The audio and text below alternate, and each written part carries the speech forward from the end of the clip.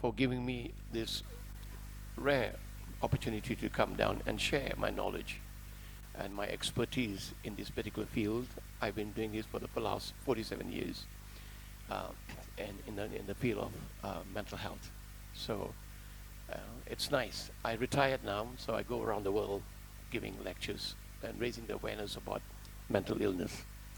Um, Lastly, I'd like to say thank you to one special man who, you know, very relentlessly, you know, tried to promote this talk. Is Mr. Alan Moy. Uh, Amazing man. He kept going, advertising in his karaoke group about the talk, and it's amazing promoter. And he doesn't get paid for it, but you know he's got a good heart. You know, so I'd like to say thank you to Mr. Alan Moy for a wonderful and amazing job he has done to raise this presentation. And also, I am also doing another presentation in the retirement village in Millennial on the way to Labu. And that will be more centered about mental illness in older adults. So those of you who, like me, getting old, you know I might look young, but I am getting old, you know, so please do come and attend that lecture. It's more appropriate to carers, children, or grown-up children who have older parents. That lecture is more appropriate so that you can learn something and to help your parents or anybody older adults you might know, you know, how to help them, you know, go through that particular the stage of their crisis as they get older. So please do attend. It's next Sunday, the 30th of March, at the Millennium Village at 2 o'clock. All right? And I think that there's a charge. That charge goes to the village, the administration, and they're offering high tea, you know, very English, high tea. So please come. You might have nice cakes to eat and a nice cup of, you know, English tea, not teh tarik. Okay? Anyway, this issue of mental health, it's not only an issue that affect this church or Malaysia or Sraban Town. It is a global issue, very global issue. So it's, you know, it's nice to learn a little bit about mental illness and how, you know, because every one of you here will face ups and downs in our life journey, isn't it? I can challenge you that if anyone can stand up and say, my life has been, even though I have embraced Christ, I'm fine. You know, I have no challenges. You have challenges. You go through ups and downs. And this is what comes under mental health. You know, your faith helps you, empowers you to journey on. So my aim is today, it's purely addressing adolescents and adults. I am delighted to see some young people here, you know. So my lecture will also address what young people might go through in their journey through life. And then adult, I can see a lot of adults here, okay? So my aim is to offer an overview in mental health and mental illness and well-being. My overall aim is to raise awareness on mental health issues, you know, not only here in Seremban, in Malaysia and around the world. I go lecture all in Europe as well. I have done it in the past, but now I'm retired, but I do it all free. And empowering young people, adults, and carers, most important, you know, if you're a carer, and families who have some understanding of the causes, treatment available to reduce the stigma through education of the public, you know. I remember growing up, you know, the pastor who just came and did a sermon, he said, oh, I'm a Sraman boy. Believe you me, I'm also a Sraman boy. I was born in Sraman. I grew up in a place called Bukit Tebu, which is just around the other side of Sraman. And then 50 years ago, I went for higher education in England, and I stayed there. And I live in Oxford, as already been mentioned by Mrs. Guan. And now I live permanently in the United Kingdom. So I'm a Sraman boy. So my job is to reduce the stigma, because people who have mental illness, they are they face prejudice. You know, I remember there was a one mad fella in Bukit Tembo, and we were all growing up. They said, "Hey, itu orang mesti mau pergi Tanjung Rambutan." I don't know if anybody knows about those days. They used the word Tanjung Rambutan. I hadn't got a clue what is Tanjung Rambutan is, you know. But if you Google what is Tanjung Rambutan, these days we got Google and our mobile phone, you will find out that it's one of the oldest psychiatric institution in Malaysia. They put all the lunatics down there, you know, all those mentally ill, you know. And so I was growing up and I didn't understand. But now, having, you know, qualified and now having worked for 47 years in mental health, I realized that we all are vulnerable at some stages of life to suffer some kind of mental illness. It could well be depression. It could well be psychosis, you know, psychotic condition. It could be, you know, bipolar, very common, you know, among, you know, people with great intelligence. And so it can have anything. You know, you can have anxiety disorder, you know, and it can manifest in different forms. So we all are, at some point of our life, vulnerable to develop this. Okay? So that is my aim. Right. What is mental health? Definition. What is mental health? It is the state of mental well-being that enables people to cope with the stresses of life. Every day we face stresses, isn't it? You know, our children probably won't listen to us. Hey, I want you to go to Liverpool University. No, I don't want to go to Liverpool University. I want to go to Sarawak or Sabah to study. Children who don't listen. All causes you stress. And then if you're a businessman, you got, you know, it's stress as well. So these are the stresses of life. Realize their ability and learn well and work well. Contribute to their community. Having a mental health is your basic human right. It is your right to have a balanced mental health. It's crucial to personal, community, and social economic development. If you have a good mental health, you function well. You make the right decisions. You know, because you're well balanced. You have a steady, balanced mind. Okay? So that is, in a nutshell, the definition of mental health. Okay, what is mental illness? You know, if those of you who read a book by a famous Scottish psychiatrist called R.D. Laing, when I did psychiatry, I read his book. He's a Scottish guy from Glasgow. He didn't believe that there's such thing as mental illness. He wrote a book called The Divided Self. Small, nice, interesting book. I think you can still, you know, buy from Amazon. He's dead and gone now, you know. But that time when he published it in the early 80s, he became very famous in America because he argued there's no such thing as mental illness.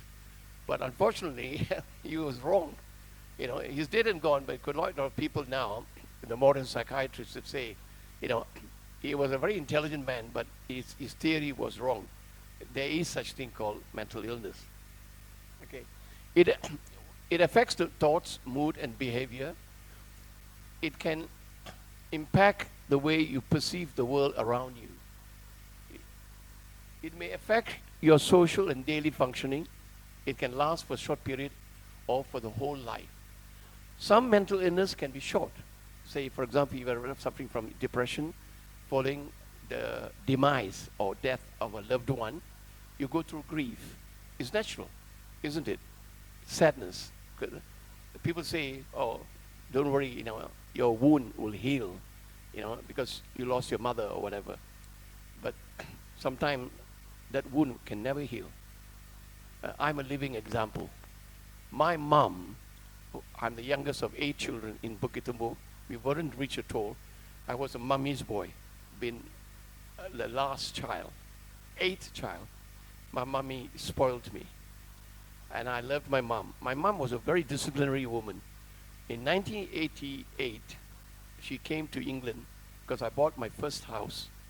And I wanted my mom to come there. And she stepped foot in my beautiful house. And then subsequently, a week later, moving into my new house, I still remember number 13 Beckdale Close. The unlucky 13. They say. In 1 week after moving into my house, she suffered a heart attack.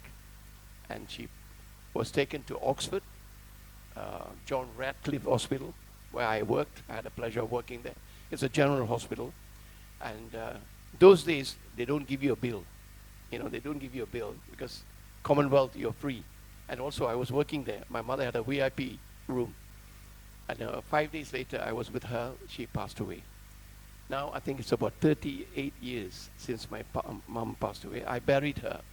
I actually cremated her in Oxford, and she's now resting in a crematorium garden I bought for nearly 25,000 ringgit, a small plot. She's resting there, you know, and near me. That's why I didn't want to come back, Balai Kampong. I didn't want to come back because my mummy is there. So my heart and soul is there. Now, why am I saying that is, having lost a mother 38 years ago, I still grieve. I still grieve. In my silent moment, I think of her. You know, I talk to her. I go to the crematorium where she's resting. I sit down there and I talk. Because grief, people say, you will heal. It's a wound that never heals. But you learn to move on with the love you have for that person. You know? That's what grief is all about. You know? So there you are. So if you suffer from depression, it can be short, or any kind of other kinds of mental illness can be long. Like for example, the longest type of mental illness I'm going to now share with you. Okay, before I share the types of mental illness, I tell you, I'd like to share this. Society perception of mental illness.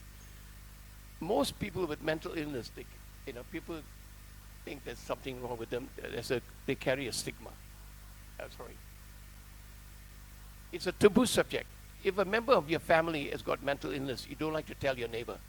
You don't like to talk to your, close friends.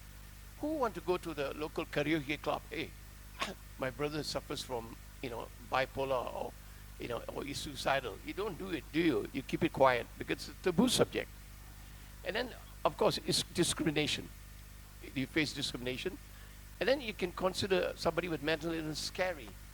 You go to the Sraman town, you see somebody, homeless, and he's talking to himself. You say, oh, what's wrong with this fellow? Masira, gila. You shouldn't be in Sraman, sitting down there begging. You should be in Tanjung Rambutan, or in Tunku Jaffa Psychiatric Unit, So you get scared. All right. You feel that people with mental illness are incompetent. You feel that people who suffer from mental illness are failures in life. Then there is also derogatory, Tanjung Rambutan case. See, all the stigma that they face, it's not easy, is it? When somebody has a mental illness. Now, I'd like to share with you very quickly some of the common mental illness in young adolescents and adults.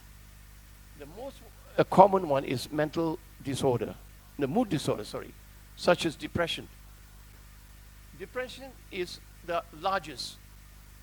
It is worldwide, all over the world. Common, depression. It could well be due to losing someone, like myself. I shared my pain and sorrow about losing my mother, or it could be anything else. Losing a partner, or maybe it's called idiopathic. You just don't know why you're depressed. Then you have bipolar. Bipolar is a quite interesting case. 1 minute they are very nice and high as a kite, and then they are pressured speech, and then they are very generous. They'll say, oh, Alan, I like you so much. Would you like to have $1 million from my account? You know, he's smiling. You know, they are very generous. You know, I had a patient who had bipolar, you know, and every evening she will go to local shops. It was bright sunny day, you know, in the ward, and the patients were sitting in the garden. She'll buy the patients, all of them, sunglasses. Sunglasses. The husband comes to visiting, you know, and he tells me, bloody hell, you allowed my wife to use my credit card. You know, I've got a bill to pay for about 300 pounds. She bought glasses for everybody. You know, they're very over generous. And the following week, she's into depression. And that is bipolar. 1 minute they are high, and the next minute they are low, in mood, and withdrawn, isolated. Then you have anxiety disorder. This can be caused by various things. Some people have that personality, very nervous, you know, they're very anxious personality. And anxiety could be caused by any reasons. So all these features are manifest in a different form. Then you have the most serious form of psychiatric disorder, you know, they come under psychosis, such as schizophrenia. Notorious to treat. They live in a false world. You know, the perception is very different. You know, they live in an unreal world. You know, in this category of schizophrenia, you have the most severe form is called paranoid schizophrenia, where they get paranoid. You know, like they say that you're trying to poison them. You know, if you're having a cup of tea, they might accuse you, what did you put in my tea? Did you put something? Or they might hear voices, you know, the devil, you know, coming, telling them, kill your mom and dad, you know, because they are evil. And in England, we have several cases where paranoid schizophrenic murdered their family, you know, and they end up in a forensic unit for the rest of their life. That's because of paranoia. When you actually talk to them and go and assess them, you have to be a forensic psychiatrist. You ask them, why did you do that? You know, this is your parents. He said, they're not my parents. The voices told me that they are evil and that I have to kill them. Can you see? That is psychosis. Psychiatric, very severe condition, very severe. And in Malaysia, they're not immune. There are a lot of schizophrenics in Malaysia as well. Now, this is the modern disease. It's eating disorder.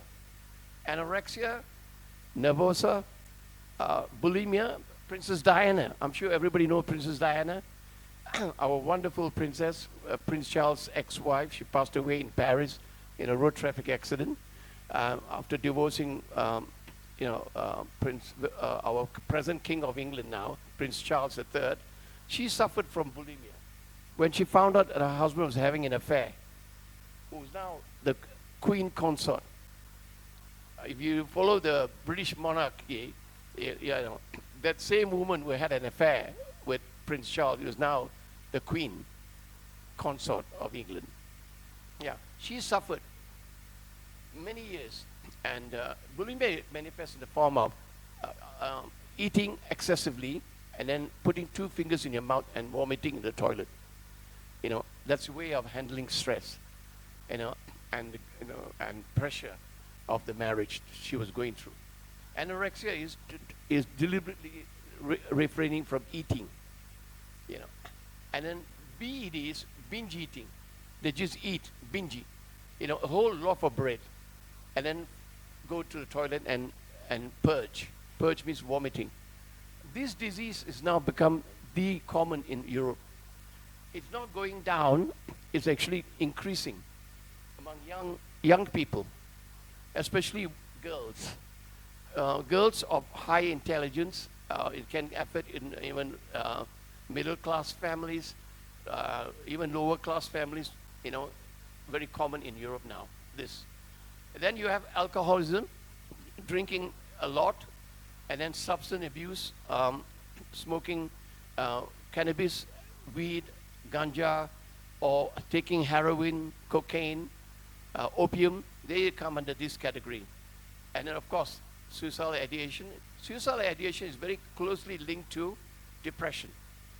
Okay, when you're depressed, you know, they are intrinsically linked, and the person might actually think well, what's the point of living, I end my life because of severe depression, okay? And then, of course, last one is trauma-related disorders, post-traumatic stress disorder or personality disorder. This is usually happens when young people are abused by when they're young, by a parent or uncle, sexually abused. Uh, so they grow up, realizing that their body is unclean because somebody has actually abused them. A poor parenting, strict parenting, or if, post-traumatic disorder can, when the Americans went to fight in Vietnam War, many years ago during John F. Kennedy time, America lost that war with Vietnam, but they don't like to admit it. America being a powerful country, but they lost the war in Vietnam. And most of the GIs, American soldiers who went back to America, they suffered from post-traumatic disorder. And these also same soldiers who actually fought in the First World War, Second World War, and they all suffer because they've seen their comrades been blown off in war, bombs and things like that. One leg flying off on the other side, head been blown off. When you see that sort of thing, when you come back home, it does affect you. So that's come under post-traumatic disorder. And then this one is personality disorder. Some people can actually born with narcissistic, personality. They have no remorse. They're like psychopaths. I don't know, because if you had lived in England, there was a very fantastic, interesting case where the Yorkshire Ripper, it was a famous case in the early 80s. And he worked in a factory, this fellow, and he had to think about women of the night, prostitutes. He used to go at night in Yorkshire and then pretend he's going to be a client. And of course, he's going to approach when he approaches a lady, they, negotiate the payment. He takes them to a remote part of Yorkshire. He kills them. He murdered about 8. He was a serial killer. He actually was found guilty, and he was put in a psychiatric institution. They later found out he was suffering from personality disorder. He even chopped the women into pieces and put the body in a black bag in his booth of his car and went to work the next day. Yeah, nobody could do that unless you have this sort of narcissistic sort of personality disorder, because they have no remorse, they have no feeling. Okay. Now, this is the statistics. 1 in 8 people globally may experience mental health conditions at some point in their lives. That's worldwide. Okay? In the world, 1 in 8.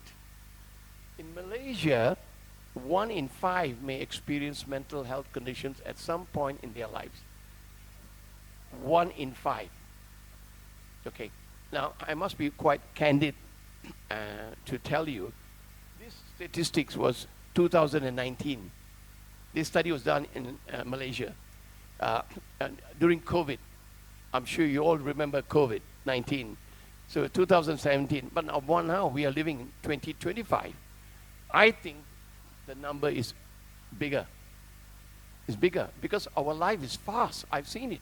I've made several trips to come and see my friend Alan Moy, to go and sing in karaoke. And I've seen, in Sraman Town, I've seen in KL, and I have traveled around in Malaysia. I see mental illness is high now because our pace of life is very high. And then one of my friends is a Malay gentleman. He took me to Genting Highlands. He said, "Come, doctor, I'll show you," because I'm in one of the board of directors in Genting's, board, powerful board, figure. So I went. I had a VIP treatment. So I went to see the gambling side. He said, "I can't come in. I'm Muslim.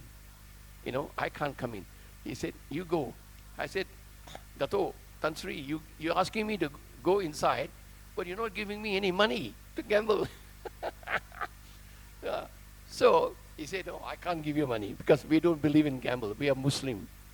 You're just going to have a good time and have a look around. And I went inside. And then I saw one Chinese gentleman, young fellow, I think maybe 40 years old, bundle of Malaysian ringgit, all 100 notes. He is betting. He is losing about roughly each go 200,000 ringgit. I was standing behind him, I was watching. My God, in about half an hour, he lost about over 3 million. Lost about 3 million. You know, I would say roughly. He was just betting. And then he went and borrowed, and changed more chip, and then came back with a black bag, gambling. On that night, on the day, I think he went, he won, and then he put back again, thinking, I lost 5 million. I must get it back. But at the end of the day, I don't know what happened. I kept moving around. And then, when I finished my tour, I came back, and my Tan Sri friend was outside with his wife. He said, how did it go? I said, oh, it's amazing, interesting. Did you win any millions in a one-time bandit? I said, I have no money in my pocket. I just went there to see. When we were about to come to the car park, I saw the same Chinese young man outside and near the car park selling his Rolex watch. He is trying to sell his Rolex watch half the price. Beautiful Rolex watch, probably worth about 150,000 ringgit. He wants to go back, you know. And I asked my Tan Sri friend, I said, they must have a high suicide rate here. He said, yes. Malaysia, Genting is famous. They jump off the hotel. You know, I don't have the statistics. Maybe it's hidden. You know, when somebody jumps off, they call the police report, and it doesn't go in the data. Nobody records. What is the prevalence of suicide in Malaysia? Who's collecting the data? We don't know, is it? So they were, you know, I think the figure is higher. Now, what causes mental condition? Okay, very quickly. I think you need to know what causes mental illness. It's biological factors, okay? It can be inherited. It can run in the family. And it can be genetic, okay? It can carry it on by the genes, male domineering gene. Your grandfather had suffered some kind of mental illness, can be passed on, you know? In my family, and especially my third cousin's family in KL, they all suffer from bipolar.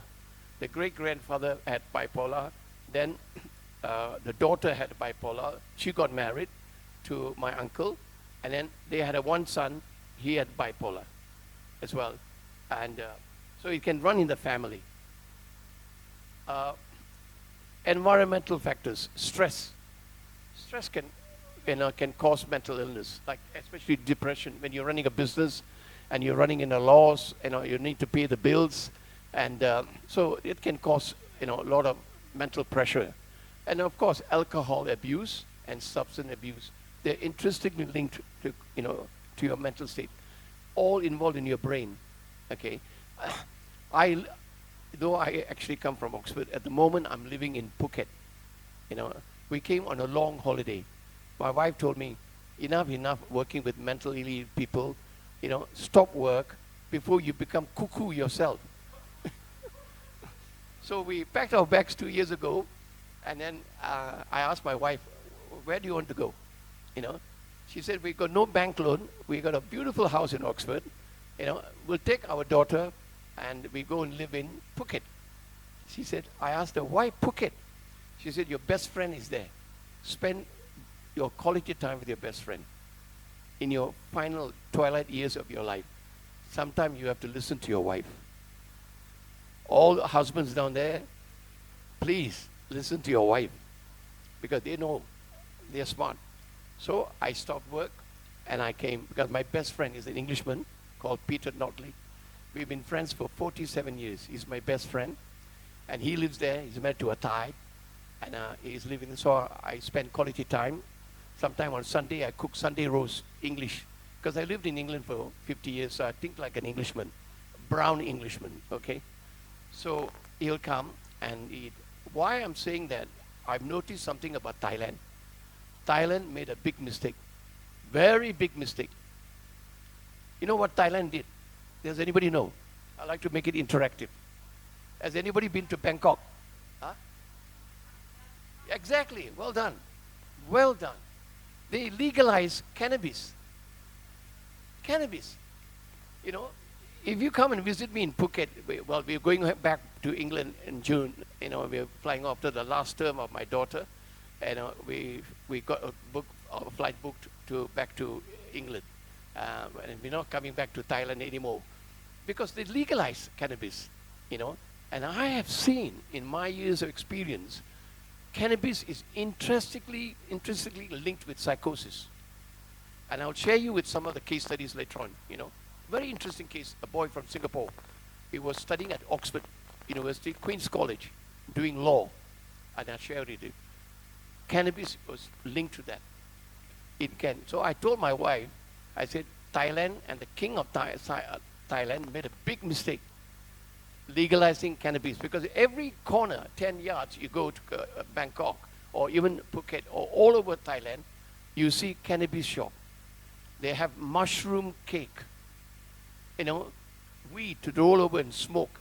I think a lot of Malaysians are now flying over to Phuket to have a whale of a time, go high, they come back. But they don't realize, the country never realized that in 4 or 5 years' time, they're going to see the effect, you know. There is 4 flights from Moscow, Russia, in Phuket. When I was yesterday, I was taking up Air Asia. I can only afford Air Asia. I can't fly business class because I'm retired. I'm a pensioner. So I had a window seat. I was looking around. There were 4 big jumbo jets, aircraft, Aeroflot from Russia. They're pouring in to Phuket because of the beach and, of course, cannabis. They smoke cannabis, you know. And also the locals are also, you know, smoking a lot. So in 4 or 5 years' time, I think a large population of the Thais, forget about the foreigners who are actually going there for holidays or staying there, they will develop mental illness of some form, especially psychosis. And it's quite notoriously difficult to treat, you know, when you develop a psychotic presentation. Okay? So it's important, you know, that substance abuse can actually trigger off mental illness. There's also family history. It can run in the families. And another causative factor is loneliness and isolation. This is very important. Our older generation are living longer. The children are all gone abroad in Perth, Brisbane, Auckland. And then when they send off their kids, Malaysian family I'm talking about, to England to study, they usually say to their son or daughter, son, don't come back. Get a job in England, stay there, you know, because it's better life. Because we are in Malaysia, even though we are, you know, successful in business, we're still classified as second-class citizens. We never actually a part of the Malaysia, Satu Malaysia, is it? If you look at the reality, you know, we are never, you know, part of Malaysia. So we think our children don't come back, you know, stay abroad. So some of the best brains have already gone, you know. So what is left is elderly living alone, you know, and loneliness. When you lose a partner and you're already 78 or 86, you're lonely. I have a sister in Senawang. She's 86 years old. My mother, before she died, she said she never married. Please promise me that you look after her until she goes to afterlife. I still look after her. Whenever I come, I stay with her. I don't stay in a hotel. I bought the house for my mom, you know, about 38 years ago. You know, so I moved her from Bukit Tembur to Senawang. My sister lives alone. Even this morning, I looked at her. She was running around, 86 years old. My heart, it broke my heart, you know, because in a few weeks' time, I will fly back and I'll go back to England. She live alone, and she probably have a lonely death. In Singapore, you wouldn't believe. Singapore, older people who live in flats, 35% die alone. They die alone, you know, because only neighbors, you know, uh, will find out, hey, how come Mr. Wong, he hasn't come out for 2 days? And then they suddenly go and knock on the door, and they smell, bad smell coming out from the room. Then they call the police. Singapore police go there, break the door. He's already melted. There's only the bones there, skeleton. Because 90% of the body is water, isn't it?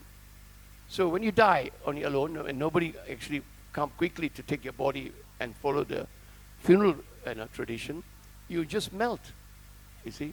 And 35% are dying alone, you know? And that's why I think the founder of the Millennium Village, where I'm doing a talk next Sunday, you know, I asked her, what made you to build this village?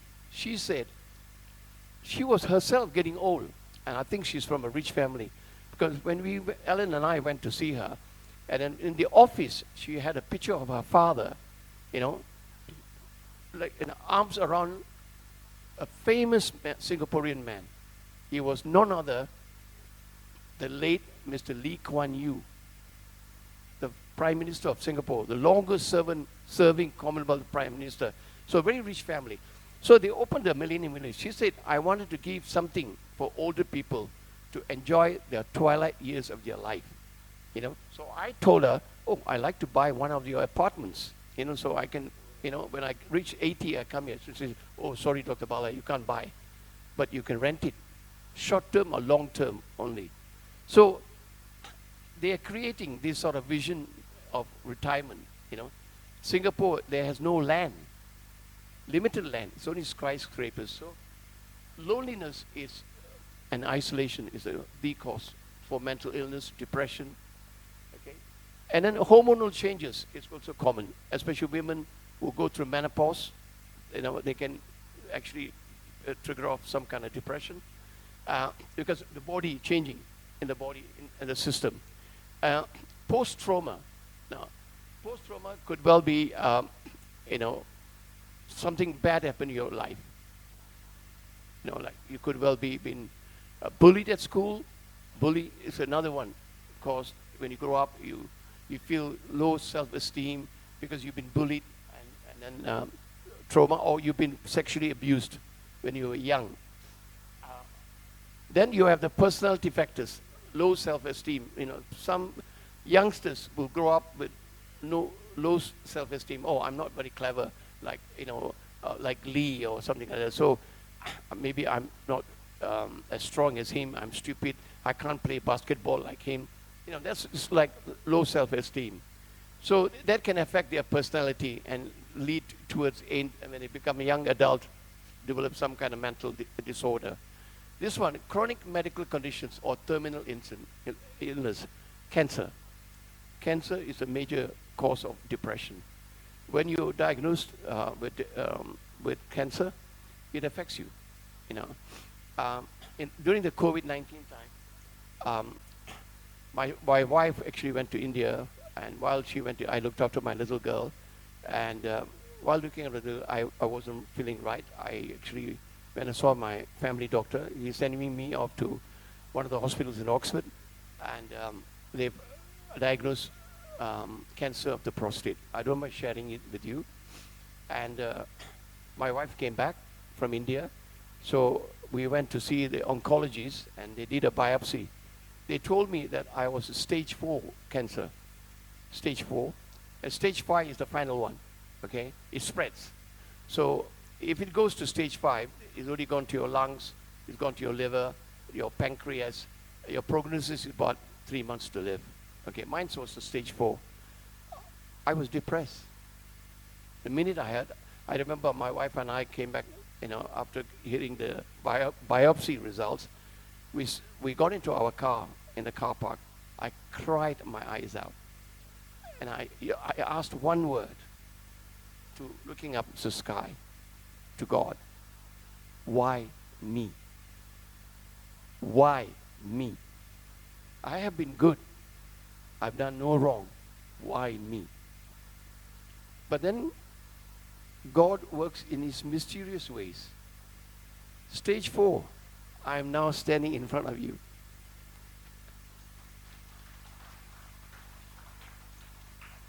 God be praised. You see, it works in mysterious ways. So you go through a tough time, but you come out of it. Okay. So chronic physical conditions can cause depression. Okay. Symptoms. The symptoms are very quickly unusual, illogical thoughts, hearing voices. I already spoke about hearing voices, especially in paranoid schizophrenia. Unreasonable anger and irritability. Okay, aggression. This is actually in older adults, or even people who have psychosis. When they have paranoid, they can be quite aggressive. Quite a lot of psychiatrists get beaten up by patients. Thank God I haven't been beaten up myself. In my 47 years, I escaped.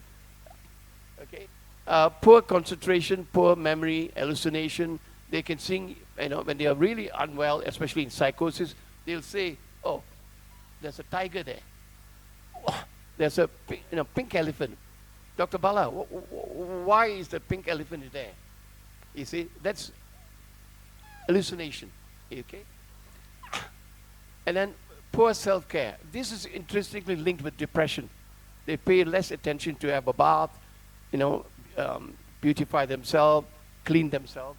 And it's also in schizophrenia. They don't look after themselves. And poor hygiene. They can be socially withdrawn, lack of interest, lack of motivation, low mood. They can be either increased sleep or decreased sleep. Okay? They keep themselves awake. They have poor appetite. And sometimes in over-exercising, this is linked to eating disorder. They exercise to lose weight, and remain slim. So this is interestingly linked with eating disorder. Of course, I already mentioned about suicidal ideation. And also a high dependency to drugs or alcohol. These are some of the, sort of symptoms, they turn to. Okay. Now, treatment. What do you do? Is it treatable? Most mental illness is treatable. You can use, this is CBT, cognitive behavior therapy. Or you can use ECT. Anybody come across ECT? Does anybody know ECT? It's actually electroconvulsive therapy, where you induce epilepsy, fits. It's amazing. It was actually discovered by a doctor, a psychiatrist in Zurich. I had a great pleasure to go to Zurich, and I worked in the neurology department there for 3 months. My son was only about 3 months old at that time, and I went with his mother, and I stayed at the Zurich port, and they were the first to start on ECT, especially with patients with severe form of depression, where antidepressive drug doesn't work. For some reason or other, the medication they give doesn't work. But when they do ECT, they induce seizures. Short seizures, and then after about 2, 3, 4 sessions of ECT, the patients recovered. Amazing.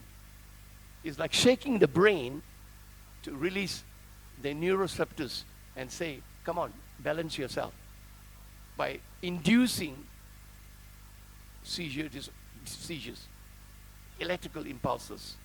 Amazing treatment. They still use it. I'm sure in Malaysia they use it in psychiatry. You can treat mental illness with medication. Like if you're depressed, you can use antidepressant. If you've got anxiety, you can use anti-anxiety drugs. You can use, if your mood is low, you can use mood stabilizers. And if you're suffering from schizophrenia, you can use antipsychotic medication to control your thoughts. You see? When you put somebody on antipsychotic medication, he won't tell you there's a pink elephant there, or there's a tiger coming to eat him up. It controls the false perception in the brain. It balances the brain. And a new generation of antipsychotic drugs can do that. Okay? And then complementary therapies like yoga, meditation is good. It can help you. Sharing problems. There's an English saying, A problem shared is problem halved. So it's nice to talk to your friend, hey, Mr. Alan, you know, I'm really fed up, man. Last night, I felt my wife was so angry with me. She slapped me, you know. Ah. And then he says, hey, why she slapped you? She got angry, with me. So I said, what did you do then? I said, I went and hid in another room, to avoid her, So sharing, isn't it? While singing karaoke on the side. It's sharing. You don't want to go and tell every dog, dick, and Harry your wife slapped you or something like that. You keep it quiet, But the moral of the story is, if you have a problem, there's nothing wrong in sharing with a friend, Okay? And then, in England, we have Samaritans so on call. I don't know whether you in Malaysia you have it. You can pick up a phone and if you really think of I want to end my life, you can ring them up and they'll help you on the phone and try to prevent you to take your own life. Okay? And this is called in England BEAT, and this is for people, young girls with eating disorder. They are online as well. You can ring them up and get some help if you say, oh my God, I don't feel like eating, and I feel like starving for myself to death. So they help on the line and support and listen to the girls' problems and help them through their difficult time. And then now, the 21st century technology and AI, artificial intelligence, okay? I think there will be time, maybe our youngsters who are here, the young boys, when they grow up to our age, they probably have a robot in their house, after coming back from work or business and tell, Jane, I've just come back and I had a very tough day at work. Make me a cup of tea. The robot makes a cup of tea. And then come and sit with me. And I like to open up to you. And then the robot, it's quite all right, sweet darling. Just open up to me. So that's the technology that's going to happen. I predict that. Well, Elon Musk has already done it.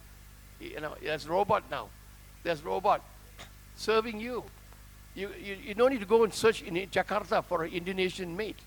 You just buy an Elon Musk robot and you got a mate in your house. It does everything for you, cooking and everything. AI, artificial intelligence. So there will be a time, so this will take over in terms of, and I don't know if it will replace psychiatrists or not, but but they'll significantly will help, in terms of helping, people and sharing the problems with, a robot, okay? And then, lastly, government has a responsibility to improve access to care. I wrote that down because in England we've got a good healthcare system. It's free at the point of delivery, and it was started in 1947 by Lord Bevan, and he formed the NHS. It's called the National Health Service, and it's the concept was, at that time after the Second World War, is to provide health care to British people, British subjects, from cradle to grave. Free health care. Yeah, that's why I'm running away from Phuket. Because if you have a heart attack in Phuket and end up in Bangkok Hospital, which is a private hospital in Phuket town, 5-day or 6-day stay will cost you 1.7 million Thai baht. And we are not entitled for state health care. It's expensive, And if you got a medical insurance, okay, even the medical insurance don't pay the full amount. But if you are in England, your health care is free. Is it? Because free health care from cradle to grave. So Malaysian government, they have a responsibility, to collect data. How many of the Malaysians are killing themselves? Suicide. The ethnic groups, suicide prevalence is high in which ethnic group? Because this is a multiracial, multi-cultured, multi-religions country, So we need to know how much of the Malays are killing themselves, how much of the Chinese are jumping off Genting Highlands, things like that. and how many Indians are actually jumping, in the river in Port Dickson or in the sea and killing themselves. Or other conditions like schizophrenia. How many, And my friend, that done 3, who took me to Genting Islands and sent me off to the gambling part of Genting Islands without giving me any money to gamble. Very generous man, but he's a good friend. And he said, I'm Muslim. I can't give you any money. You go and experience. His daughter, I don't want to mention no names, his daughter suffers from schizophrenia. Malay. In fact, last year when I came, he asked me, and he said, Dr. Bala, please help me.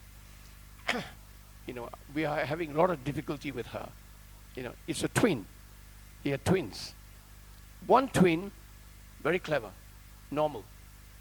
She's in England. She did a law degree, and she did a master's in law. I helped her to get a law job in Yorkshire. She's working for a law firm. The other twin, they're identical twins. She's suffering from schizophrenia. So I knew that she had mental illness. So he asked me, I need your advice. So I said to him, what do you want me to do? What advice you want?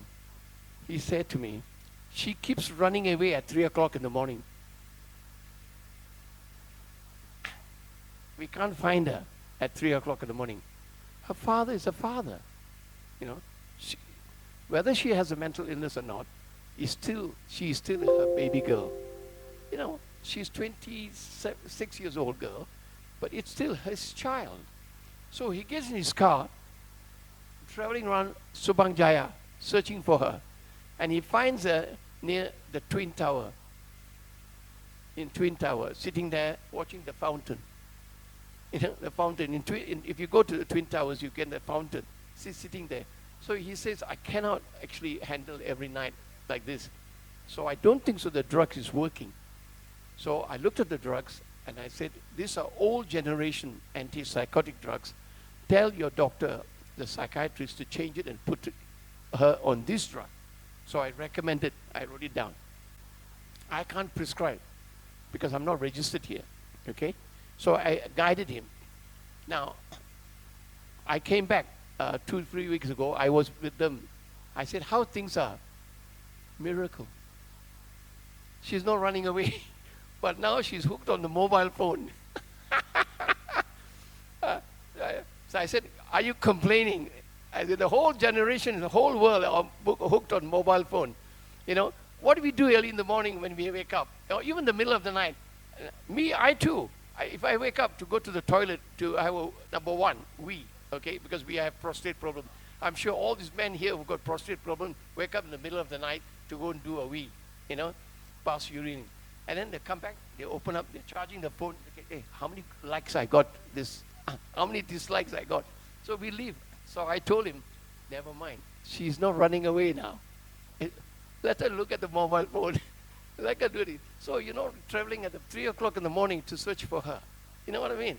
So the drug has worked and she's fine. But it's lifelong. It's lifelong care, for them. There's no cure for her. I was very blunt. He said, the Datin asked me, he said, what is the chances of her getting better? I said, 0. You can control the illness. That's all you can do. You're treating it with the right medication now, which I recommended. That's all. But it's a lifelong care. You have to care until you both get old and you're going to think about her future. What are you going to do with her? Nobody will marry her because they find out that she got severe form of mental illness. So this sort of thing, the government need to actually have the data so they can improve the care, provision of mental health care, for the Malaysian citizens. Okay? Now, coming to the well-being. What can you do to balance yourself?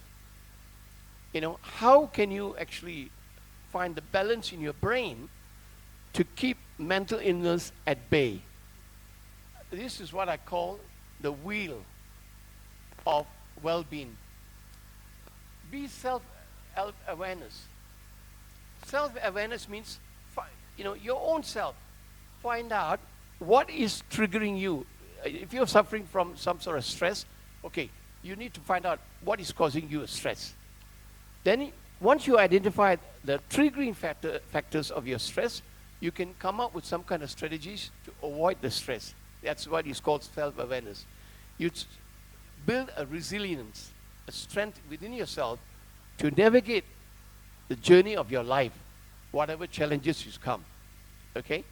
So that's what the self-awareness means. Now, me time. Everybody here needs me time.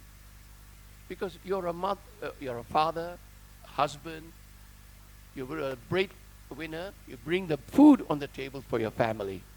You know, you're working 7 days a week or whatever. When do you find time and tell yourself, hey, hang on, I'm going to go with Alan Moy and go and sing karaoke, the Bee Gees song, Staying Alive, Staying Alive. You know what I mean? You know, have a laugh. Mastering the art of living, you know, in our stage of life, or even adult, is finding what makes you happy.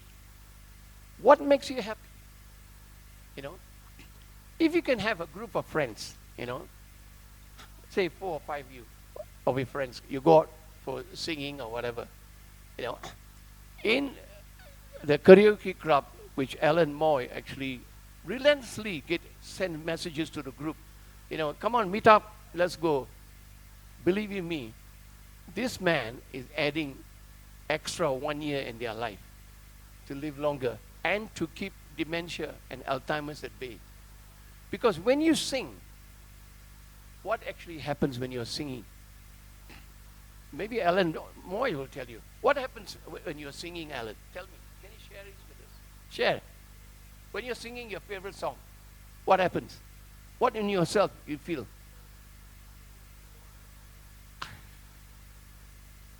There you are. He hit the nail right on the coffin. The right word he used, I'm happy. I'm happy. When you are happy, in your brain, it releases endorphin, serotonin. These are enzymes are good for the neuroreceptors in the brain. They make you happy. When you are happy, you are keeping depression at bay. Yeah? Now, my neighbor in Oxford is a Hong Kong chap. His name is Vincent. And Vincent plays mahjong. Every Sunday, mahjong. I go and sit there and watch him. You know, I'm playing mahjong. All the Hong Kong lot. This Hong Kong lot, when mainland China took over Hong Kong, after the English 99 years lease, they handed over Hong Kong. These people had British overseas passport. So they didn't want to be part of China. You know, they hated China, you see. So they turned to England. They said, we want to come back and live in England. You know, England said, yeah, come and bring your money. Bring your money, running over. And they came with their money, you know. And he plays a mahjong. I observed all his 4 friends. You know, they don't gamble money. They go point system. So whoever wins the mahjong, they go to the pub. Few drinks of Guinness. Guinness. They're happy. When you play mahjong, your brain activity, your neuroreceptors are working. You know, you are keeping Alzheimer's at bay. You're pushing Alzheimer's to come inside. You're blocking Alzheimer's. Yoga, singing, dancing, mahjong, you know, cracking jokes. Get a couple of friends and say, okay, your turn, you crack a joke. And then you laugh. When you crack a joke, you laugh, isn't it? And then ask the other friend, it's your turn now, mate. You crack a joke. You know, everybody take turns to crack a joke. Happiness actually helps to keep mental illness away.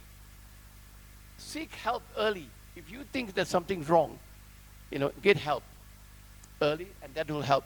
Don't leave it too late. Cultivate friendship. Friendship is very important. Like the karaoke group, form a group. I know sometimes the group can be quite taxing.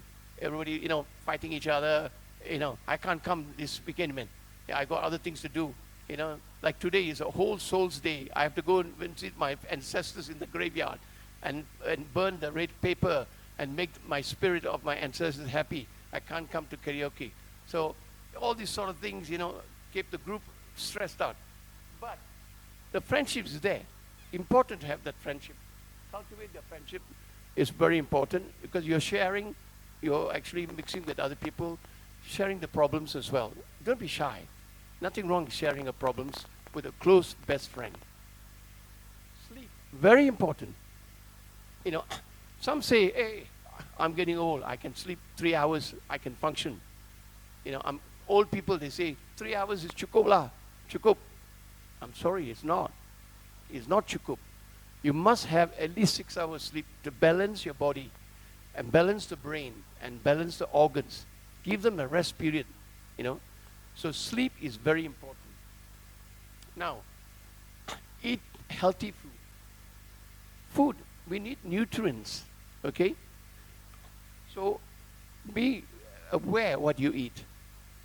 Cut down red meat. Eat a lot of vegetables.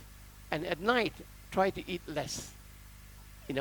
That prolongs your life and also keeps you mentally balanced as well. So food is very important.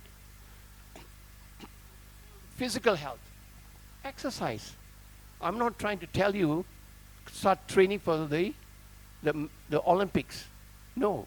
Get a group of your friends. Hey, what are you doing this Saturday or Sunday, man? Shall we meet in Lake Gardens? We go 3 rounds and we talk, gossip about politics, about DAP, political party, who's the next president of DAP or something like that, who's the next prime minister of Malaysia in the next election. So, group of you, walk. I'm not asking you to run and try to break the 100 meters record or to train to run the London Marathon. Just casual walk. With all your group of friends. Very therapeutic. Okay? Exercise. Resilience. Resilience means finding yourself, your inner strength to face the challenges you have and overcome the challenges and navigate your journey through life. It's resilience. Okay. A lot of my friends in mental health, I lost 2 of my friends. One Irish doctor and one English doctor. They committed suicide. This is what happens when you work in mental health, in a psychiatric hospital. Okay? They didn't have the resilience, the strength to face the challenges of a very taxing job. But I'm here still talking to you. After 47 years, I'm not seeing pink elephant on the wall. I'm not seeing a tiger coming to bite me here. I'm still mentally stable, going around the world, talking about mental illness, raising the awareness of mental illness and well-being. Because this word, resilience, you learn yourself within, that is inner strength in you to overcome any challenges that come in front of you and navigate your journey through life. Balance. Balance means balance work and balance your life. Home life, private life, friend life. So find a balance. Our hobbies. I already talked about it. Play mahjong, dancing, karaoke group. All these hobbies. Travel around. There's a gentleman, I won't mention no names, in Alan Moy's group. He's now in Europe.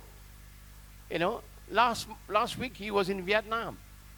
And then this week he's already gone to Europe, traveling around. So, hobbies. I asked him, why you keep flaring? Hey, I worked all my life. I've earned enough now. I'm going to enjoy my life. Why not? Go and enjoy your life. And then mindfulness. Mindfulness is about how you control your mind. Yoga. Learn how to do yoga. I learned how to do walking yoga. I learned how to do from a monk. He taught me to do walking yoga. It helps me. Sometimes when I get really stressed out, I do walking yoga, close my eyes. Because he taught me. He was a Thai Chinese monk, you know. So all this helps you. Mindfulness. Oh, you put a nice, if you're a classical music lover, put classical music on a CD. Sit down in your long chair, relax. Relax. That's mindfulness. Yoga, meditation, all about controlling your mind. And lastly, exercise. I already, mentioned to you about this is interesting linked with physical health. Make sure you have proper sleep, eat well, and exercise regularly. Okay? Now, case study. I thought I'd share you very quickly. I hope none of you are sleeping. That means you are listening to me. I can't see anybody sleeping. That means the talk is very active. So everybody is alert. Okay? Now, I'll share this before I finish and conclude my presentation. Now, this is a very interesting case. Case number 1, depression. Claire, age 29, a barrister. She's a lawyer. Very interesting case. She first came to my ward. I assessed her. Very, very beautiful English lady. I would call her English Rose. Very good looking, but smart. High-flying lawyer in London. She had a nervous breakdown. She was handling a very, very high-powered case. It affected her. She had a nervous breakdown. Because she comes from Oxfordshire area, they brought her from London. She got admitted in London, transferred to my hospital. So we treated her, and we obviously diagnosed severe form of depression caused by stress at work. She's a barrister, high-powered lawyer, charging £2,000 an hour. That's 10,000 ringgit, 1 hour. High-powered lawyer. Anyway, she got better. After 1 month with us, she got discharged, went back. 3 months later, she came back with severe depression. She had a little daughter, a single parent. Her mom and dad was looking after the daughter because she broke up with her boyfriend. So she had a little girl, somebody to live for, okay? Now, I have a 10-year-old daughter.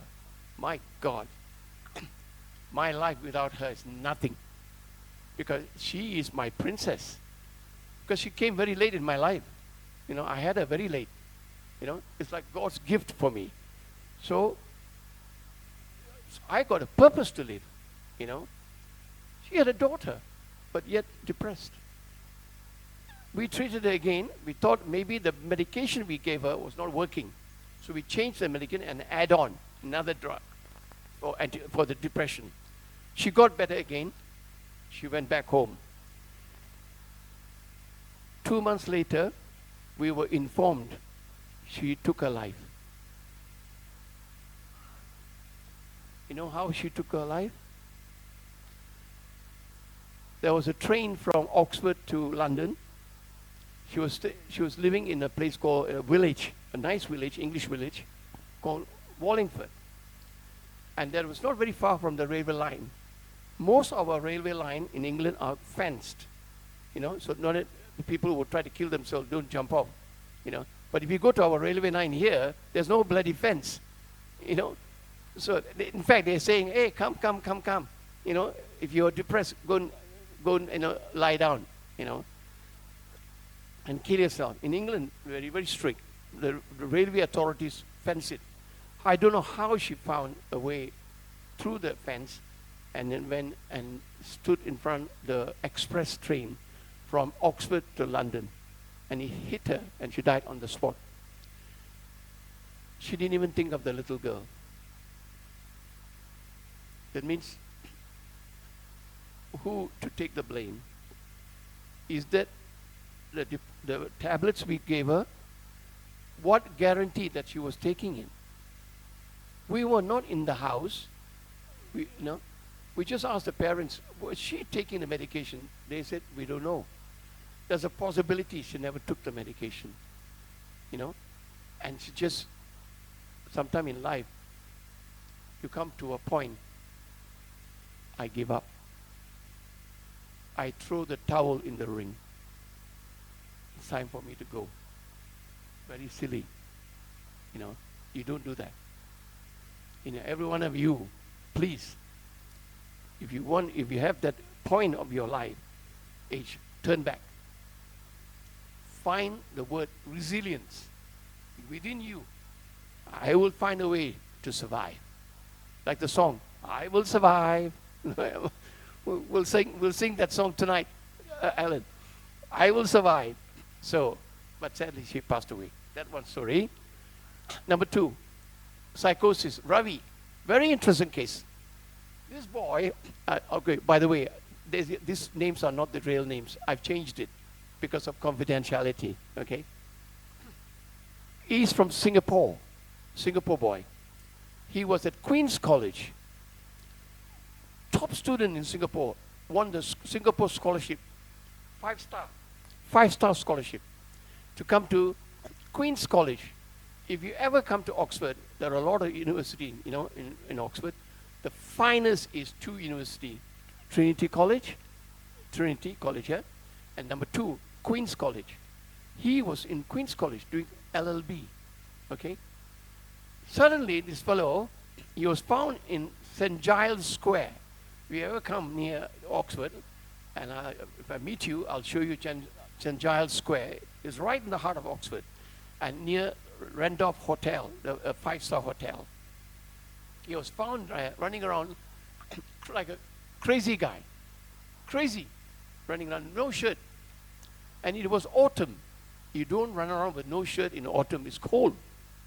So the police arrested him, and they brought him to our hospital. And he's a Tamil boy. We diagnosed he was psychotic. We took blood from him, and guess what we found in his blood? Can anybody guess? Huh? Well, who said drug? Well done. Yes, he had a high content of THC. Does anybody know THC is a abbreviation, medical abbreviation? Cannabis. I already shared with you what's happening in Thailand. In Thailand, you know, the Thai government legalized cannabis. It's medical terminology is called THC. He had a high content, so he's been smoking weed at the college. Affected his brains. He's gone gaga. We call it, you know, cuckoo. You know, he was really very hyperactive, pacing up and down. We had to sedate him. Okay, the college notified the parents in Singapore. They flew over, and we actually sectioned him because he was a risk for himself or to others under the Mental Health Act. We got a law where you can take somebody out from the community or society and against their will give them treatment. So he was put on Section 2 of the Mental Health Act, and we were treating him. On the 4th day, 2 Indian couple, you know, a husband and a wife, came to the ward. And the nurses called me. I think Ravi's parents had just come. They wanted to see the doctor. So I went, I welcomed them. I knew he was from Singapore. So they looked very Indian. And I spoke, I said, do you speak Tamil? They said, yes, we speak Tamil. So I spoke in Tamil. I said, your son is very unwell, and we found high content of cannabis in him. The mother went very defensive. My son never smoked. He's a top student in Singapore. You know, you got it wrong. I said, blood test doesn't show, you know, doesn't show mistakes. He had a high content of cannabis. He must have smoked cannabis, which affected the brain. And then the father, he said, do you know who I am? So I said, I'm sorry, sir, I don't know who you are. I know you're from Singapore. He said, I am a naval officer of the Singapore Navy, you know, very authoritative Tamil. Because Singaporeans look down on Tamils in Malaysia. They think their Tamils in Singapore are superior, you know. Believe me, yeah. So I said, well, you know, what do you want me to do? He said, I'm taking my son back. He will be treated in Singapore, you know. we already notified Queen's College that he's not coming back until he gets better. So I said, I'm sorry, I have to talk to my other doctor colleagues because he's already been sectioned under Mental Health Act. We have to discharge him so you can take him back to Singapore. To make a long story short, we discharged him, took away from the Section 2 of the Mental Health Act. His mom and dad took him back to Singapore. I never saw him again. Whether he got better, came back to Queen's College to finish his law, and went back to Singapore to be a famous barrister, or he's still unwell in an institution in Singapore, I do not know. That's a very interesting case. And this is number bipolar. Jane, 40 years old, she came to our ward, and this is the one who started buying sunglasses. I told you, we had 25 patients.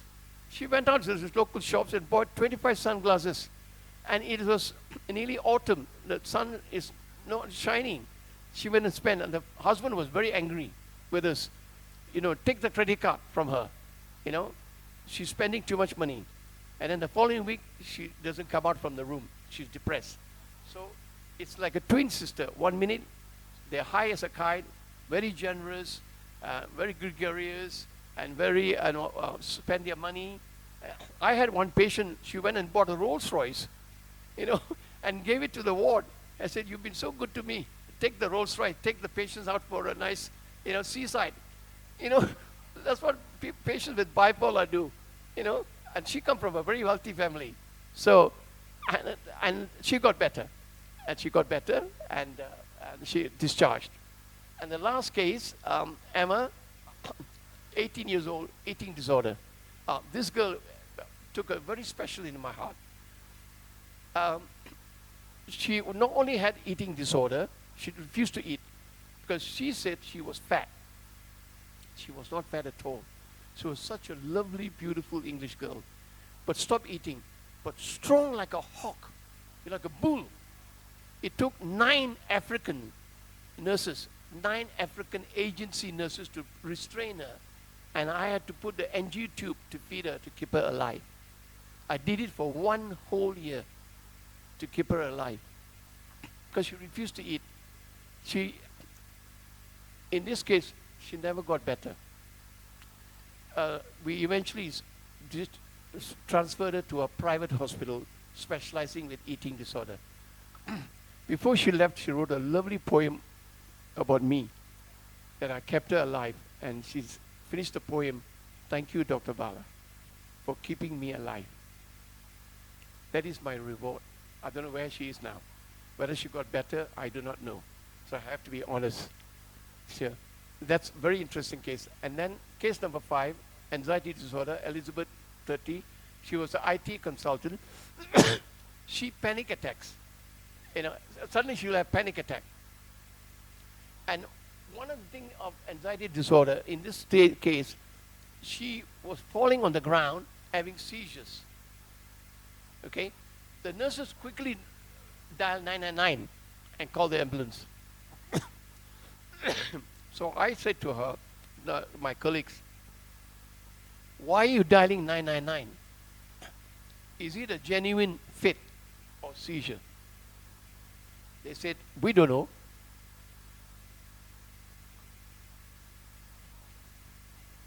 I said, wait, next time when she has a seizure, call me. So I was on duty, and she in the ward started, they immediately bleeped me.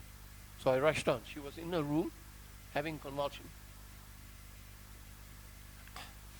So I went to her, I said, hi, how are you? Are you okay? And would you like to have a cup of tea? She's having convulsions, right? Okay. She looked at me. I went this side. Emma, are you okay? The eye turned towards me. I went this side. The eye turned towards me. I said, would you like to have a cup of tea? She said, 2 sugars, please. Now, you're not a doctor, everything. Would you say, is that a genuine fit, or is it we call it non-psychogenic or pseudo. Pseudo means false. So what would you say? And yes, indeed, we got a doctors here. Well done. It is non-psychogenic seizures. It is linked to anxiety disorder. So every time she has panic attacks, she gets it. Because what she gets when she's on the floor having seizures, what she's getting? She's getting, well done, well done, well done. My God, we've got a lot of psychiatrists here. Yes, absolutely right. Yeah, she was getting the attention. Okay? So, there you are. Now, finally, it's okay. It's okay. Yeah, okay, sorry. It's okay not to be okay. If somebody has a mental illness, if somebody has a depression, don't undermine them. You know, it's okay. We all are vulnerable. It might happen to you tomorrow. So show empathy, show understanding, show humility, and show kindness and understanding, and lend a sympathetic ear. It's not going to charge. I mean, it's nice to lend a sympathetic ear if somebody has a problem. All right, and then don't judge, don't discriminate. It can happen to you. And lastly, that concludes my presentation. I got 20 minutes if you want to ask any questions, anything personal or something happened in your family. I'll talk to you and I'll answer your questions. So thank you for listening. I hope the presentation has been interesting and that you've learned something about mental health and how to sustain a healthy mental well-being. Thank you so much.